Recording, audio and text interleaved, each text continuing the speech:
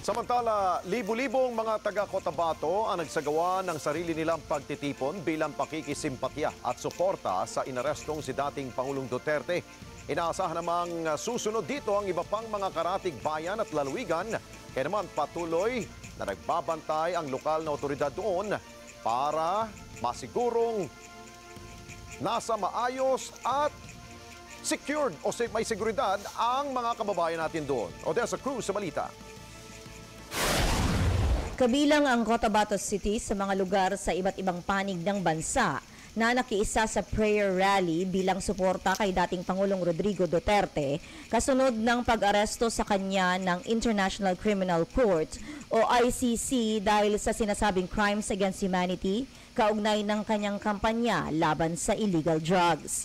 Libo-libong Bangsamoro at residente ng lungsod na nagmula sa iba't ibang sektor ng lipunan ang nagtipon sa City Plaza upang ipahayag ang kanilang saloobin hinggil sa umano'y di makatarungang pag-aresto sa dating presidente.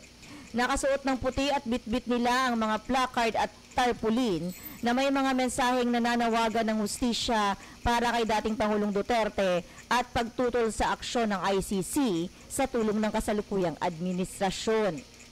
Ayon sa kanila, ang kampanya kontra droga ng dating Pangulo ay nagdulot ng positibong pagbabago sa kanilang komunidad at hindi nararapat na ituring na krimen laban sa sangkatauhan. Kinilala din ng mga Bangsamoro sa Cotabato City na ngayon ay sentro na ng BARM ang nagawa ng dating Pangulo para mabuo ang Bangsamoro Organic Law at magkaroon ng otonomiya ang mga mamamayang Bangsamoro. Ang ilang mga kabataan ay nag-ingay pa gamit ang kanilang mga motorsiklo para ipakita ang suporta kay FPRRD. Isinagawa nila ito pagkatapos ng kanilang tarawi o prayers after fast. Kagabi habang hinahanda naman sa Maynila ang proseso ng pagdala kay dating Pangulong Duterte sa Dahag para harapin ang kanyang kaso doon.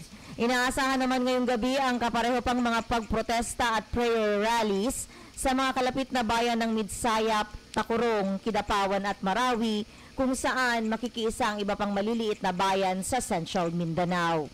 Samantala, patuloy na magbabantay ang mga lokal na otoridad sa sitwasyon upang matiyak ang kaayusan at seguridad ng mga nagsasagawa ng kilos protesta. Mula sa Cotabato City, ako si Odessa Cruz para sa Mata ng Agila, matatag, matap.